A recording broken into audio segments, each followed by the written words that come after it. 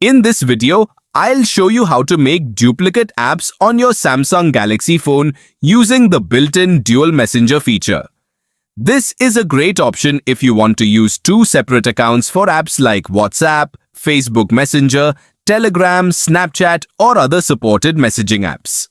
The process is quick, easy, and doesn't require downloading any third-party apps. First, unlock your Samsung Galaxy phone and open the Settings app from your home screen or app drawer. Next, scroll down through the Settings menu and tap Advanced Features. Samsung includes several useful tools here that help you customize your device and improve multitasking. Inside Advanced Features, tap Dual Messenger. This feature lets you install a second copy of compatible messaging and social apps, allowing you to sign in with a different account. You'll now see a list of compatible apps that are currently installed on your phone. Find the app you want to duplicate, then tap the switch next to it. If this is your first time using Dual Messenger, Samsung will display a confirmation message explaining what will happen. Tap Install or Turn on when prompted. Your phone will create a second version of the selected app. This only takes a few seconds, depending on your device.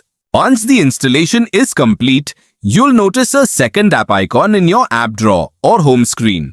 The duplicated app is marked with a small dual messenger badge, making it easy to tell apart from the original app. Open the duplicated app and sign in with your second account. Both versions of the app work independently, so notifications, messages, and settings remain separate. Keep in mind that only apps supported by Samsung's dual messenger feature can be duplicated. If an app doesn't appear in the list, it isn't currently compatible with this feature. And there you have it. You have successfully made duplicate apps on your Samsung Galaxy phone. Now you can conveniently use two accounts on the same device without constantly logging in and out.